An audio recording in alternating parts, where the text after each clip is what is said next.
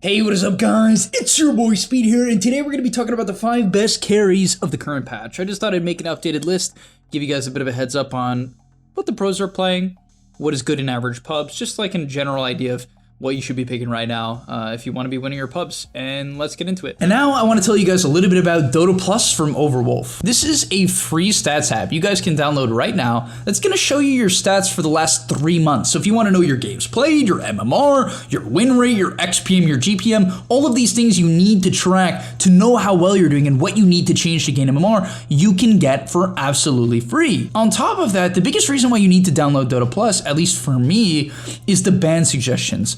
Basically, it tells you what the enemy team is good at. It tells you their best heroes, what they've been winning with. You just ban it. You might be wondering why your good heroes, why your best heroes keep getting banned. It's because of DotaPlus. The enemy team is using it and banning out your best heroes. So go download DotaPlus right now, and I'll see you guys there. So I will be ranking these from 1 to 5, so obviously 1 being the best, and we're going to start with 5. But with an honorable mention, I would like to briefly get into Naga Siren. So this was probably my favorite carry of the previous patch, and the hero did get nerfed recently, and on top of that, I think people are starting to figure out Naga Siren a little bit, understanding how to play against the hero and do well against it, how to shut it down in lane, what items to buy, like maybe buy a Lotus, buy Greaves, Dispels against the Orchid and the net, right? People are figuring out this hero, but I do believe that it's still one of the top heroes of the patch. Even though it's getting figured out a little bit because it's been so popular, it's still one of the highest win rate heroes at a very high level and at even a pretty average level, right? Your average 2-3k MMR pub, Naga Siren's doing very well. And so yeah, out of all the flash farmers in the meta right now, I definitely think Naga Siren is probably the best. And let me clarify that a bit. I meant the illusion flash farmers, right? Your PLs, your TBs. I do believe that Naga is the best out of these heroes right now. So if you're looking for an illusion hero to master, I definitely recommend Naga out of the 3 and just go for a very standard build. I think it can change per game, but my personal favorite build that I've seen have most Nagas have the most success with is Manta style into Orchid, and after Orchid into Heart. After Heart, things can get a little bit weird. You can complete the Bloodthorn from the Orchid. You can go back for something like the Aghanim Scepter if you need to counter BKBs. I've even seen people go for Scotty depending on the matchups, or if they're against like a Morphling or something like that. So there's some builds you can go, different builds, but the main core items are Manta into Orchid into Heart, and you'll do quite well. All right, now getting into the 5th best hero. This one's really crazy for me to say, but the stats show, and I've even seen some of my coaching students do very well on Anti-Mage as of late. The stats show that this hero is good. On Dota 2 Pro Tracker, the hero's win rate is actually top 5. And on top of that, on Dota Buff, this hero is also up there. I'm not going to say it's like the top carry of the patch. It's not. That's why it's number 5. But as I go down the list, Anti-Mage is like 14th highest win rate, which is insane because this hero, I mean, it's not like a horrendous pub hero on average. Its win rate's usually okay at like 49-50%, but it's 52 right now. And I will say that this hero has received quite a few notable buffs over the last few patches. What's interesting is that unless I'm missing something, this hero did not receive any major buffs in the last patch. In fact, I can tell you for a fact, it didn't get touched in 7.32D. Which would make you think, okay, why is it good all of a sudden? Honestly, the only thing I can say is that maybe Battle Fury is a little bit better than people think. All right, but on a more serious note, the reason why maybe AM's a little bit better, I mean, honestly, the only major thing I can think of is AM is particularly bad against physical damage, right? And Wraith Pact is, well, it buffs up physical damage, and you might be like, okay, it's only 18% speed. Surely that isn't like enough to just make this hero meta all of a sudden. And I'm not gonna argue that's the case. However, I will say that I think Wraith Pact as an item definitely kind of destroyed AM because it incentivized extremely fast-paced gameplay. Like any hero could just buy this item and allow any team to have a 15 to 20 minute timing. And that would just make AM's game very hard because he's not ready to come online, right? He's not ready to come fight. He doesn't want to join the fights. Even if he had Manta, still, you Manta and you go on someone, if this Wraith Pact is down, you just can't kill them.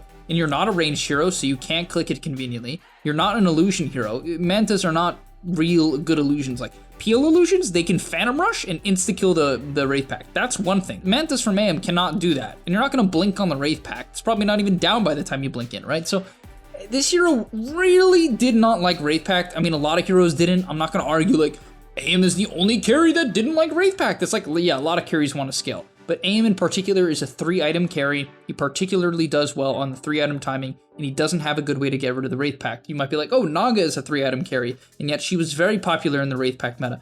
Yeah, except she has illusions that could kill it, and she could literally click Song of the Siren just to click Wraith Pact. Yes, you could do that, and pros would do it. So yeah, number 5 on my list is Anti-Mage. The build has not changed.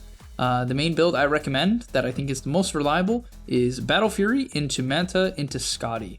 Sometimes Butterfly is good if you really want to flash farm, and maybe Basher. I really generally hate 3rd item Basher though, because you don't have too much attack speed yet. All right, getting to my 4th favorite carry, we have Clinkz.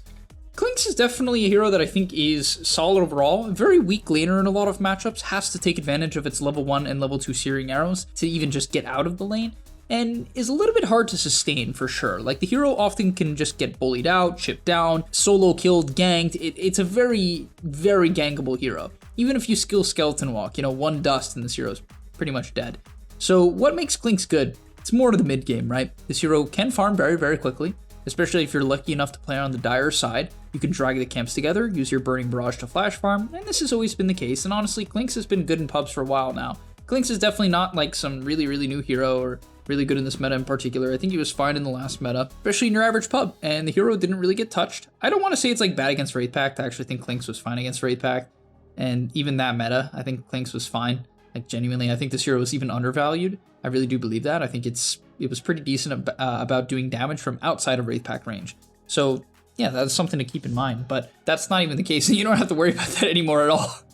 So what makes the hero good? It really just scales well. It's the level 12 timing with Gleipnir. It's so dominant because it's one of the highest damage heroes early on into the game. There's not a lot of carries that can match with Clinkz's early game damage, right? And when I say early game, I guess I'm more so referring to the mid game. We're talking about the Gleipnir. You're typically going to get around minute 16 to 20, depending on, how good your game is. Really bad, the later you get it, so this timing is just insane. And honestly, when I watch your average pub, it's just a lot of team fights and team fights and team fights. And there's not a hero or a carry that really likes team fights more than Clinkz early on, because the Gleipnir, when people group up, you get a 2-man Gleipnir, 3-man Gleipnir into a 2 or 3-man Burning Barrage, and really there's no hero that matches a level 12 Clinkz with Gleipnir in terms of damage, like carries.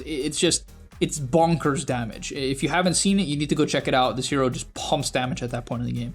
And so it definitely can carry matches, especially from the mid game. And it scales very well. Typically from there, you get a BKB and then a Daedalus, and this hero just pumps damage as the game progresses. All right, getting to my 3rd carry. This is the least greedy of the 4 heroes I have now mentioned, and this is Riki. Riki in particular is just good because he plays very high tempo. Honestly, the defusal timing is the fastest timing that I think any carry has in this current meta. 2,450 gold is just so cheap, and you can solo kill basically anyone. I really do believe this is the main reason why Riki's a good carry. That on top of the fact that he's a pretty stable laner. This hero, it doesn't own lane. Like, it's not going to win most lanes. It can just kind of draw because it has really high armor, really high base damage, good movement speed, and then really good base HP regen. So essentially, it can't get kicked out of lane easily.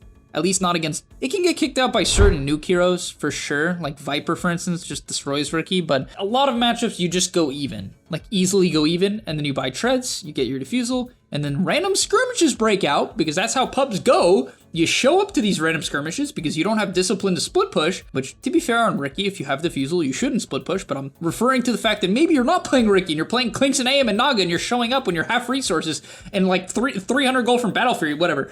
But that's besides the point, yeah. Defusal Riki shows up, kills everyone, snowballs through that method of farming. If I had to give a quick tip on Riki, make sure you farm the defusal before getting too active, right? Really complete that timing and then get active. So get the defusal, then get kills. Push out side lanes. You can't farm jungle creeps, don't try. Push out lanes, then go ag 2nd item. And this will allow you to clear waves in one go with the tricks of the trade, and neutral camps in one go with the tricks of the trade. And it allows you to scale very effectively. All right, getting into my 2nd favorite carry is Ursa with Battle Fury. Now this one's a bit weird because I think Ursa's a pretty hard hero.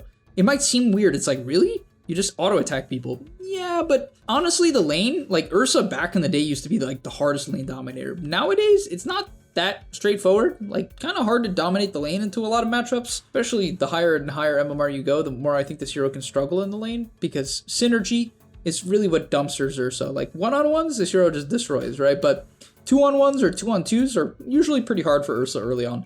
Either way, what I really like about this hero is this Battle Fury build and its talents. I'm a huge fan of Ursa's talents. To get into the Battle Fury build for starters, I think the best way to play Ursa in the lane is usually actually to draw even and be okay with that. The hero is great in the mid game and you can really just play for a later timing. So yes, of course, if you have a favorable matchup like something like, I don't know, Tide Hunter, even though Tide actually can beat Ursa with Gush, but Tide, maybe Underlord, Centaur, whatever it is, one of these strength heroes you could potentially chip down and kill with the Fury Swipes. Other than that, like even in those matchups, you can honestly just go Battle Fury and you can still dominate the lane with a Ring of Health.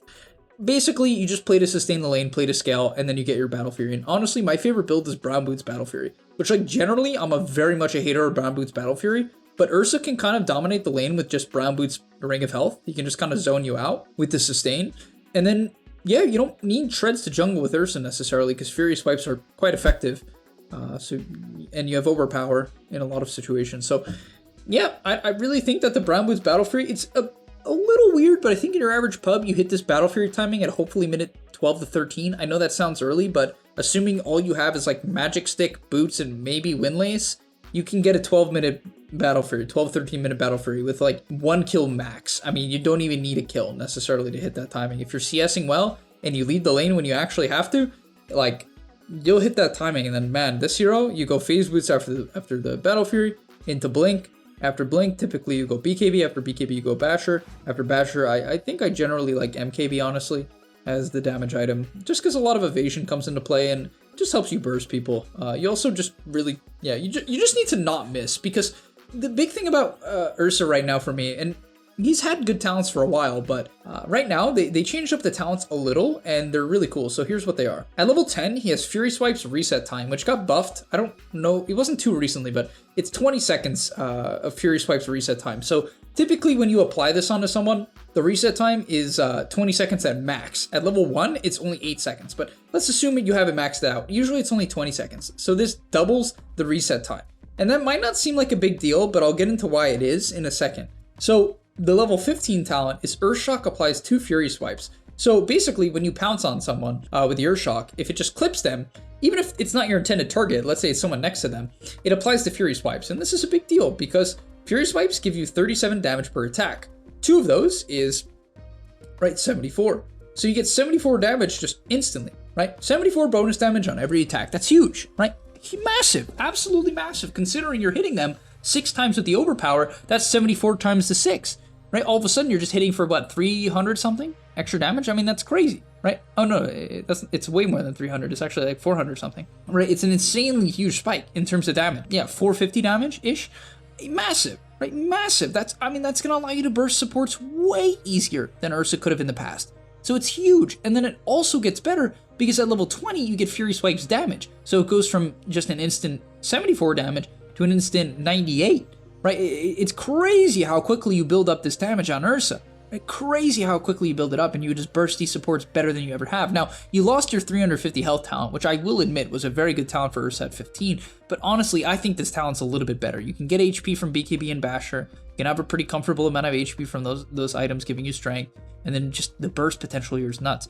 And the Fury Swipes reset time is nice. Even though mana regen's not bad and some people take it, Fury reset time is good because when you Q on people with this level 15 talent, you're going to hit them accidentally, or sometimes you won't be able to finish off a kill, and 20 seconds will pass, maybe you don't track down that target or you go on someone else.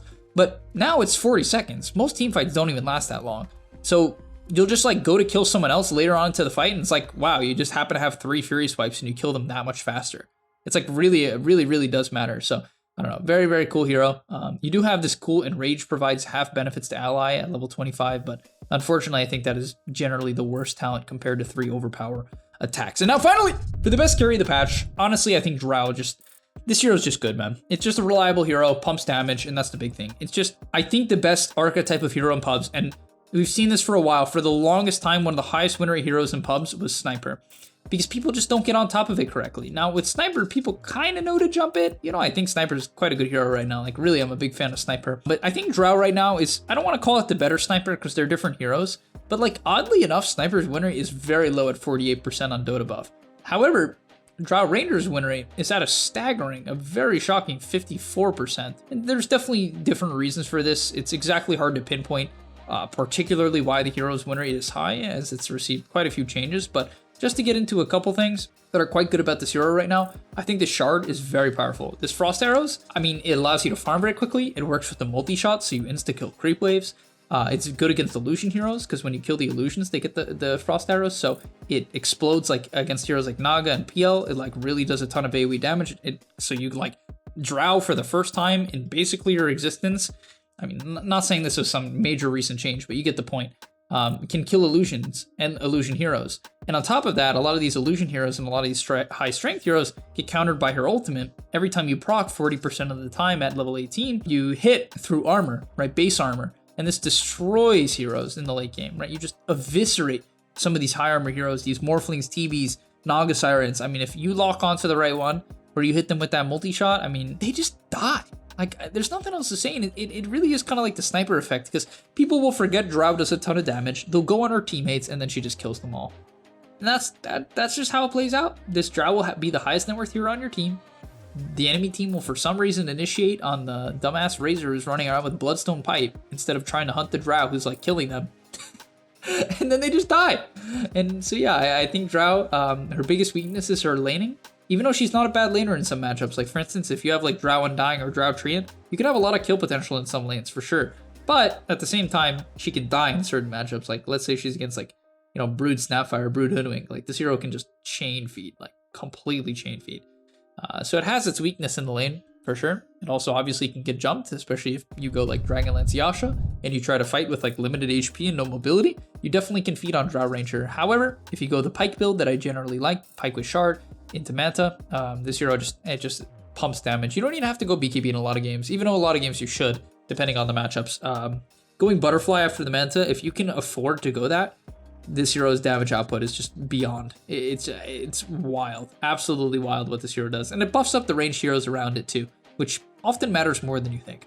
But okay, thank you so much for watching. Hopefully you guys enjoyed. I wish you the best in your carry matches, and I'll see you in the next one. Peace! And that's all, but remember, before you leave, come on, before you tune out, subscribe to the Game Leap website, where we are going to help you get to the next rank. If you're stuck, click the link down below, and I'm out. Peace!